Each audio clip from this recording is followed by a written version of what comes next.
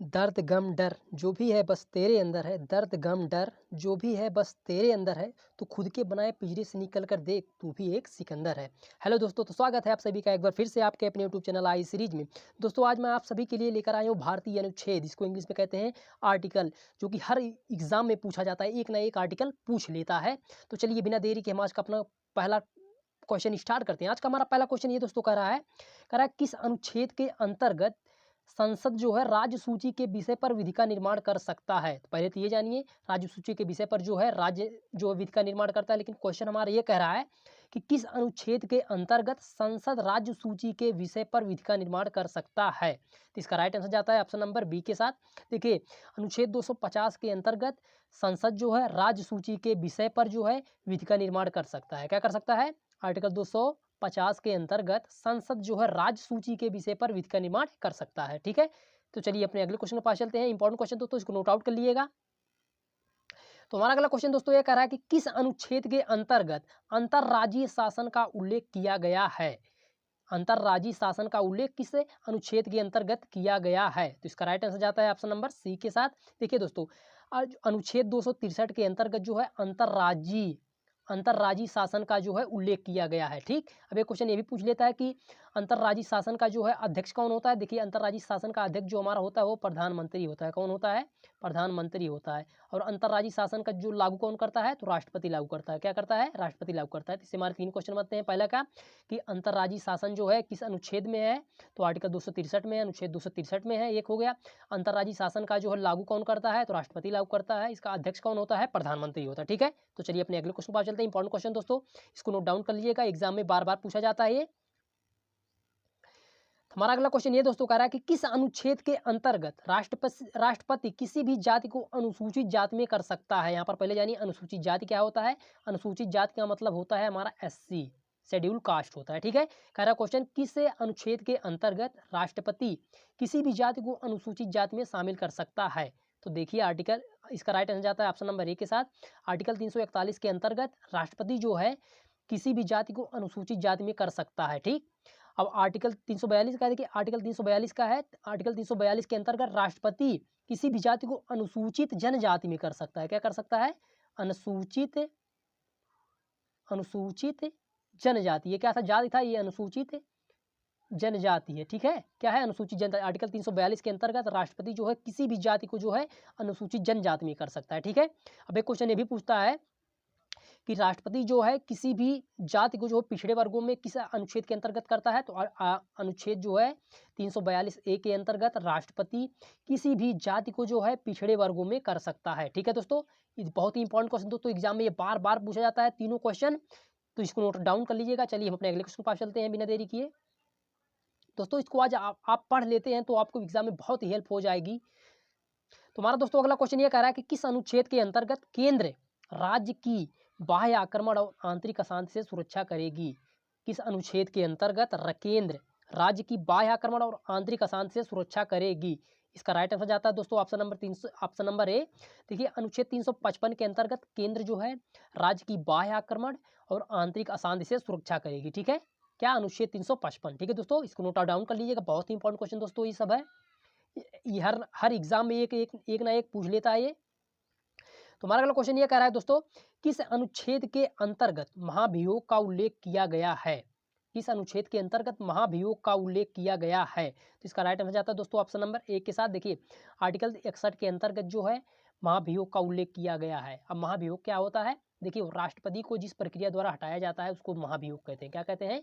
महाभियोग कहते हैं। बहुत ही इंपॉर्टेंट क्वेश्चन दोस्तों, ये वेरी मोस्ट इंपॉर्टेंट क्वेश्चन है, ये एग्जाम में पूछा जाता है। ठीक है, तो महाभियोग का उल्लेख किस अनुच्छेद में किया गया है? अनुच्छेद 61 में किया गया है। ठीक है, चलिए अपने अगले क्वेश्चन में चलते हैं। हमारा छठवां क्वेश्चन है दोस्तों, ये कह रहा है कि किस अनुच्छेद के अंतर्गत राष्ट्रपति को अध्यादेश जारी करने की शक्ति प्रदान किया जाता है। मतलब राष्ट्रपति को जो है अध्यादेश जारी करने का शक्ति किस अनुच्छेद में जो है। देखिए, इसका राइट आंसर जाता है ऑप्शन नंबर बी के साथ। अनुच्छेद 123 के अंतर्गत राष्ट्रपति को जो है अध्यादेश जारी करने का शक्ति प्राप्त होता है। अब पहले तो ये जान लेते हैं हम अध्यादेश होता क्या है। देखिए, जब संसद हमारा सत्र में नहीं होता है तो अब ऐसी स्थिति विद्यमान हो जाती है कि कानून का निर्माण करना आवश्यक हो जाता है। तो राष्ट्रपति जो है अध्यादेश द्वारा जो है कानून का निर्माण करता है, ठीक है। जिस प्रक्रिया द्वारा राष्ट्रपति कानून का निर्माण करता है उसको अध्यादेश कहते हैं, ठीक है। तो अध्यादेश हमारा किस अनुच्छेद में है? अनुच्छेद 123 में, ठीक है दोस्तों। ये वेरी मोस्ट इंपॉर्टेंट क्वेश्चन है, ये एग्जाम में पूछा जाता है ये भी बार बार, तो इसको नोट डाउन कर लीजिएगा। चलिए अपने अगले क्वेश्चन पर चलते हैं। तो हमारा अगला क्वेश्चन ये कह रहा है कि किस वाद के अंतर्गत इंदिरा गांधी सरकार के द्वारा 14 बैंकों का राष्ट्रीयकरण को अवैध घोषित कर दिया गया था? तो पहले ये जानिए, तो इंदिरा गांधी सरकार ने जो है 14 बैंकों का राष्ट्रीयकरण किस सन में किया था? देखिए इंदिरा गांधी सरकार के द्वारा 1969 में, कब? 1969 में 14 बैंकों का राष्ट्रीयकरण किया गया था। अब क्वेश्चन हमारा ये कह रहा है कि इंदिरा गांधी सरकार के द्वारा 14 बैंकों का राष्ट्रीयकरण जो किया गया था उसे अवैध घोषित कर दिया किस वाद में? तो इसका राइट आंसर जाता है ऑप्शन नंबर डी के साथ, आरसी कूपर वाद में जो है इंदिरा गांधी द्वारा 14 बैंकों का राष्ट्रीयकरण जो किया गया था उसे अवैध घोषित कर दिया गया, ठीक दोस्तों। ये बहुत वेरी मोस्ट इंपॉर्टेंट क्वेश्चन दोस्तों, इसको नोट डाउन कर लीजिएगा। चलिए अपने अगले क्वेश्चन पर चलते हैं। तो हमारा अगला क्वेश्चन ये कह रहा है किस अनुच्छेद के अंतर्गत भारतीय संघ की समस्त शक्ति राष्ट्रपति में निहित होती है? भारतीय संघ की समस्त शक्ति राष्ट्रपति में निहित होती है किस अनुच्छेद के अंतर्गत? तो इसका राइट आंसर जाता है दोस्तों ऑप्शन नंबर सी के साथ। देखिए अनुच्छेद 53 के अंतर्गत जो है भारतीय संघ की समस्त शक्ति जो होती है राष्ट्रपति में निहित होती है, ठीक दोस्तों। किस में निहित होती है? राष्ट्रपति में निहित होती है, ठीक है। इसको नोट डाउन करिए। चलिए अपने अगले क्वेश्चन पर चलते हैं दोस्तों। अगर इसको पढ़ लेते हैं तो एग्जाम में बहुत हेल्प हो जाएगी। एक ना 2 नंबर आपका धया कुछ मतलब कोई रोक नहीं सकता आपको 1-2 नंबर लेने से। तो हमारा अगला क्वेश्चन ये कह रहा है किस अनुच्छेद के अंतर्गत सिखों को कृपाण रखने की स्वतंत्रता है? वेरी मोस्ट इंपॉर्टेंट क्वेश्चन, पहले इसको लगा लो, हर एग्जाम में पूछा जाता है। कह रहा किस अनुच्छेद के अंतर्गत सिखों को जो कृपाण रखने की स्वतंत्रता है? तो इसका राइट आंसर जाता है ऑप्शन नंबर बी के साथ। देखिए अनुच्छेद 25 के अंतर्गत जो सिखों को कृपाण रखने की स्वतंत्रता है। एक और औरतों को जो है सिंदूर पहनने की स्वतंत्रता किस आर्टिकल में है? सिंदूर पहनने की स्वतंत्रता किस आर्टिकल में है? तो आर्टिकल 25 में है, औरतों को सिंदूर पहनने की स्वतंत्रता। और एक क्वेश्चन और जो ये मुस्लिम महिलाएं होती हैं इनको बुर्का पहनने का स्वतंत्रता किस आर्टिकल में है? तो आर्टिकल 25 में है, ठीक दोस्तों। तो बहुत ही इंपॉर्टेंट क्वेश्चन दोस्तों ये आर्टिकल 25 को आप रट लीजिएगा, एग्जाम में यही पूछा जाएगा। तो चलिए अपने अगले क्वेश्चन पर चलते हैं बिना देरी के। हमारा अगला क्वेश्चन यह कह रहा है किस अनुच्छेद के अंतर्गत प्राण एवं दैहिक स्वतंत्रता का अधिकार का वर्णन किया गया है? किस अनुच्छेद के अंतर्गत प्राण एवं दैहिक स्वतंत्रता का वर्णन किया गया है? तो देखिए दोस्तों इसका राइट आंसर जाता है ऑप्शन नंबर सी के साथ। आर्टिकल 21 के अंतर्गत, अनुच्छेद 21 के अंतर्गत जो प्राण एवं दैहिक स्वतंत्रता का अधिकार किया गया है, इसी को जीवन जीने का अधिकार बोलते हैं। जीवन जीने का अधिकार का पूछ लिया किस आर्टिकल में है? तो आर्टिकल 21 में, ठीक दोस्तों। तो चलिए अपने अगले क्वेश्चन पर चलते हैं।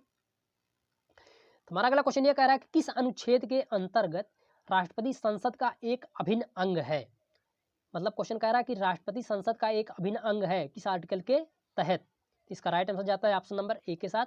आर्टिकल 79 के तहत जो है संसद जो है राष्ट्रपति जो है संसद का एक अभिन्न अंग है। संसद में 3 लोग होते हैं, देखिए पहले तो लोकसभा, दूसरा राज्यसभा, तीसरा राष्ट्रपति होता है, ठीक है।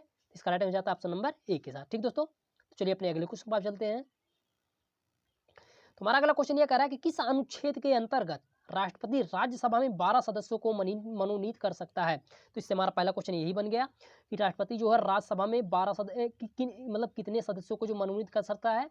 तो 12 सदस्यों को जो है राष्ट्रपति मनोनीत कर सकता है राज्यसभा में। क्वेश्चन ये बनता है। दूसरा क्वेश्चन ये कि किस अनुच्छेद के अंतर्गत राष्ट्रपति राज्यसभा में 12 सदस्यों को मनोनीत कर सकता है? तो इसका राइट आंसर जाता है ऑप्शन नंबर ए के साथ। आर्टिकल 80 के तहत जो है राष्ट्रपति राज्यसभा में 12 सदस्यों को जो है मनोनीत कर सकता है, ठीक दोस्तों। ये वीवी है, वेरी मोस्ट इंपॉर्टेंट क्वेश्चन दोस्तों, इसको नोट आउट कर लीजिएगा। तो चलिए बिना देरी के हम अपने अगले क्वेश्चन पर चलते हैं। तो हमारा अगला क्वेश्चन ये कह रहा है कि किस अनुच्छेद के अंतर्गत राष्ट्रपति संयुक्त बैठक बुला सकता है? बहुत ही इंपॉर्टेंट क्वेश्चन दोस्तों, कह रहा है क्वेश्चन किस अनुच्छेद के अंतर्गत राष्ट्रपति संयुक्त बैठक बुला सकता है? तो इसका राइट आंसर जाता है दोस्तों ऑप्शन नंबर सी के साथ। देखिए आर्टिकल 108 के तहत राष्ट्रपति जो है संयुक्त बैठक बुला सकता है, ठीक है। किस आर्टिकल के तहत, किस अनुच्छेद के तहत? आर्टिकल 108 के तहत, अनुच्छेद 108 के तहत जो है राष्ट्रपति संयुक्त बैठक बुला सकता है, ठीक दोस्तों।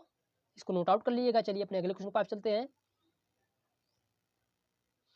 किस अनुच्छेद के अंतर्गत संसद द्वारा पारित विधेयक को राष्ट्रपति के सहमति के लिए भेजा जाता है? यहाँ पर पहले यानी विधेयक क्या होता है? विधेयक मतलब होता है बिल, संसद के द्वारा जो पास होता है, लोकसभा और राज्यसभा के द्वारा जो बिल पास होता है उसी को जो विधेयक कहते हैं, ठीक है। कह रहा क्वेश्चन संसद द्वारा पारित विधेयक को राष्ट्रपति के सहमति के लिए भेजा जाता है किस अनुच्छेद के अंतर्गत? इसका राइट आंसर जाता है ऑप्शन नंबर ए के साथ। देखिए अनुच्छेद 111 के तहत संसद द्वारा पारित विधेयक को राष्ट्रपति के सहमति के लिए भेजा जाता है। ठीक है दोस्तों, इंपॉर्टेंट क्वेश्चन है ये। तो चलिए अपने अगले क्वेश्चन पर चलते हैं।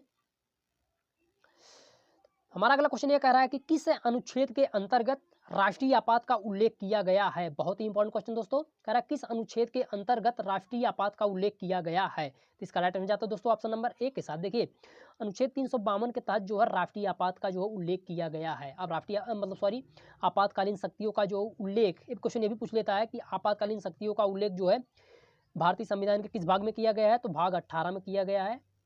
भाग 18 में जो है आपातकालीन शक्तियों का उल्लेख किया गया है। आपातकालीन शक्ति हमारी होती कितनी है, 3 होती है। पहला ये हो गया हमारा, पहला ये राष्ट्रीय आपात, दूसरा राष्ट्रपति शासन, तीसरा वित्तीय आपात होता है। क्या होता है, पहला राष्ट्रीय आपात, दूसरा राष्ट्रपति शासन, तीसरा राष्ट्रीय आपात होता है, वित्तीय आपात होता है। ठीक दोस्तों, तो इंपॉर्टेंट क्वेश्चन, इसको नोट आउट कर लीजिएगा। चलिए अपने अगले क्वेश्चन पर चलते हैं। तो हमारा अगला क्वेश्चन ये कह रहा है कि किस अनुच्छेद के अंतर्गत राष्ट्रपति पिछड़े वर्गों के पहचान के लिए आयोग का गठन कर सकता है। ठीक है, राष्ट्रपति जो है पिछड़े वर्गों के पहचान के लिए आयोग का गठन कर सकता है। या क्वेश्चन इस प्रकार भी पूछ सकता है कि राष्ट्रपति के द्वारा किस अनुच्छेद के अंतर्गत आयोग का गठन किया जा सकता है। तो इसका राइट आंसर जाता है दोस्तों ऑप्शन नंबर ए के साथ। देखिए अनुच्छेद 340 के तहत राष्ट्रपति जो है पिछड़े वर्गों की पहचान के लिए आयोग का गठन कर सकता है। ठीक है, बहुत ही इंपॉर्टेंट क्वेश्चन दोस्तों, इसको नोट आउट कर लीजिएगा। चलिए अपने अगले क्वेश्चन पर आप चलते हैं। एग्जाम में यही सब पूछा जाता है और बाहर से नहीं पूछा जाएगा। अगर इसको आप पढ़ लेते हैं तो एग्जाम में बहुत हेल्प होगी आपके लिए। तो हमारा अगला क्वेश्चन दोस्तों ये कह रहा है किस राज्य में सबसे अधिक समय के लिए राष्ट्रपति शासन लगाया गया था। किस राज्य में सबसे अधिक समय के लिए राष्ट्रपति शासन लगाया गया था। वेरी मोस्ट इंपॉर्टेंट क्वेश्चन दोस्तों, एग्जाम में पूछता है बार बार। तो इसका राइट आंसर जाता है दोस्तों ऑप्शन नंबर सी के साथ। देखिए पंजाब में जो है राष्ट्रपति शासन सबसे अधिक समय तक के लिए लगाया गया था। अब क्वेश्चन ये भी पूछता है कितने वर्षों के लिए लगाया गया था। तो 5 वर्षों के लिए जो है पंजाब में राष्ट्रपति शासन लगाया गया था। ये हो गया। अब एक क्वेश्चन ये भी पूछता है कि राष्ट्रपति शासन सबसे अधिक बार किस राज्य में लगाया गया है। तो यूपी में लगाया गया है। उत्तर प्रदेश में कितनी बार लगाया गया है, 10 बार लगाया गया है। तो हमें कंफ्यूज नहीं होना है। अगर क्वेश्चन पूछे राष्ट्रपति शासन सबसे अधिक समय के लिए कहाँ पर लगाया गया है, तो पंजाब में लगाया गया है 5 वर्षों के लिए। अगर क्वेश्चन कहे राष्ट्रपति शासन सबसे अधिक बार किस राज्य में लगाया गया, तो यूपी में लगाया गया है, जो है 10 बार लगाया गया है। ठीक है, और किन 2 राज्यों में जो है राष्ट्रपति शासन अभी तक नहीं लगा है। तो छत्तीसगढ़ और तेलंगाना में अभी तक जो है राष्ट्रपति शासन नहीं लगा है। ठीक है, और बाकी सब में जो है सब राज्य में राष्ट्रपति शासन लग चुका है। ठीक दोस्तों, तो इसको नोट आउट कर लीजिएगा। बहुत ही इंपॉर्टेंट क्वेश्चन दोस्तों, ये मैं बार बार कह रहा हूँ, इसको नोट डाउन कर लीजिएगा। तो चलिए अपने अगले क्वेश्चन पर चलते हैं। तुम्हारा अगला क्वेश्चन ये कह रहा है कि किस अनुच्छेद के अंतर्गत दिल्ली में राष्ट्रपति शासन लगाया जाता है। बहुत ही इंपॉर्टेंट क्वेश्चन दोस्तों, कह रहा है हमारा क्वेश्चन किस अनुच्छेद के अंतर्गत दिल्ली में राष्ट्रपति शासन लगाया जाता है। तो इसका राइट आंसर जाता है दोस्तों ऑप्शन नंबर सी के साथ। देखिए अनुच्छेद 339A(b) के अंतर्गत जो है दिल्ली में राष्ट्रपति शासन लगाया जाता है। ठीक है, किस अनुच्छेद के अंतर्गत, अनुच्छेद 339A(b) के अंतर्गत दिल्ली में जो है राष्ट्रपति शासन लगाया जाता है। ये मैं बार बार पर जो रिपीट कर रहा हूँ आपको इससे और ही आसानी से याद हो जाएगा, इसीलिए मैं बार बार रिपीट कर रहा हूँ क्वेश्चन को। तुम्हारा अगला क्वेश्चन ये कह रहा है दोस्तों कि किस अनुच्छेद के अंतर्गत राष्ट्रपति को उसके समस्त कार्यों में तथा उससे सलाह देने के लिए एक मंत्री परिषद का गठन किया जाएगा। बहुत ही इंपॉर्टेंट क्वेश्चन दोस्तों, इसको नोट आउट कर लीजिएगा जरूर ही। तो इसका राइट आंसर जाता है दोस्तों ऑप्शन नंबर डी के साथ। देखिए अनुच्छेद 74 के अंतर्गत जो है राष्ट्रपति को उसके समस्त कार्यों और उसे सलाह देने के लिए एक मंत्री परिषद का गठन किया जाएगा, आर्टिकल अनुच्छेद 74 के तहत। और मंत्री परिषद का जो है अध्यक्ष कौन होगा, प्रधानमंत्री होगा। कौन होगा, प्रधानमंत्री होगा। ठीक है दोस्तों, इंपॉर्टेंट क्वेश्चन है बहुत ही, इसको नोट आउट कर लीजिएगा। चलिए अपने अगले क्वेश्चन पर चलते हैं। तुम्हारा अगला क्वेश्चन ये कह रहा है कि किस अनुच्छेद के अंतर्गत भारत में एक उपराष्ट्रपति होगा। बहुत ही इंपॉर्टेंट क्वेश्चन दोस्तों ये भी है।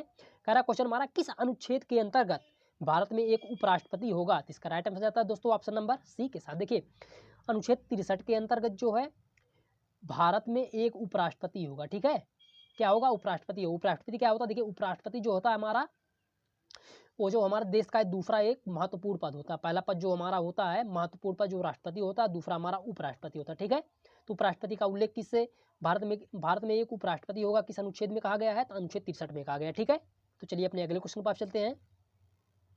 तुम्हारा अगला क्वेश्चन ये कह रहा है कि किस अनुच्छेद के अंतर्गत राष्ट्रपति के अनुपस्थिति में उपराष्ट्रपति कार्यवाहक राष्ट्रपति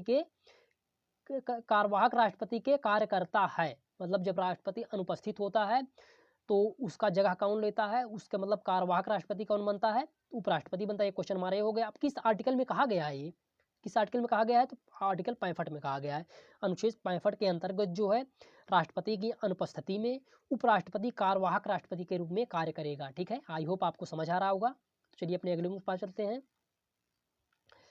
हमारा अगला क्वेश्चन दोस्तों ये कह रहा है कि किस अनुच्छेद के अंतर्गत उपराष्ट्रपति का निर्वाचन जनता के द्वारा परोक्ष रूप से निर्वाचक मंडल के द्वारा किया जाता है? तो पहला हमारा क्वेश्चन यही बन गया। उपराष्ट्रपति और राष्ट्रपति का निर्वाचन देखिए निर्वाचक मंडल के द्वारा ही होता है। ठीक है दोस्तों, किसके द्वारा होता है? निर्वाचक मंडल के द्वारा ही होता है।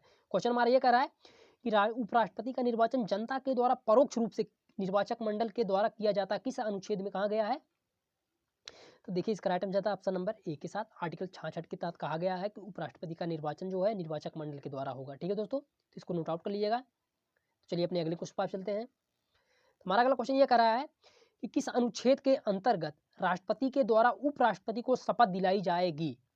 मतलब राष्ट्रपति के द्वारा उपराष्ट्रपति को शपथ दिलाई जाएगी। पहले तुम्हारा एक क्वेश्चन ये बन गया कि उपराष्ट्रपति को जो है शपथ कौन दिलाता है? तो राष्ट्रपति दिलाता है शपथ हमारे उपराष्ट्रपति को। और किस अनुच्छेद में कहा गया है? तो अनुच्छेद 69 में कहा गया है कि उपराष्ट्रपति को जो है राष्ट्रपति जो है शपथ दिलाएगा। मतलब उपराष्ट्रपति के शपथ की बात जो आर्टिकल 69 में की गई है। अगर पूछ लिया राष्ट्रपति के शपथ की बात किस आर्टिकल में कही गई है, तो आर्टिकल 60 में कही गई है राष्ट्रपति के शपथ की बात। ठीक है दोस्तों, तो इसको नोट डाउन कर लीजिएगा, बहुत ही इंपॉर्टेंट क्वेश्चन है ये सब। तो चलिए अपने अगले क्वेश्चन पर चलते हैं। तो हमारा लास्ट क्वेश्चन दोस्तों ये कह रहा है कि किस अनुच्छेद के अंतर्गत अल्पसंख्यक के हितों की बात की गई है? तो दोस्तों मैं इसको आप होमवर्क में देता हूँ, देखता हूँ सबसे पहले इसका कमेंट बॉक्स में आंसर कौन करता है। दोस्तों अगर वीडियो पसंद आई तो लाइक करें, शेयर करें और हमारे चैनल को सब्सक्राइब कर लें, जिससे कि हमारे नए वीडियो के अपडेट आप तक सबसे पहले पहुंच जाए। तो चलिए इसी के साथ चलते हैं। जय हिंद, जय भारत।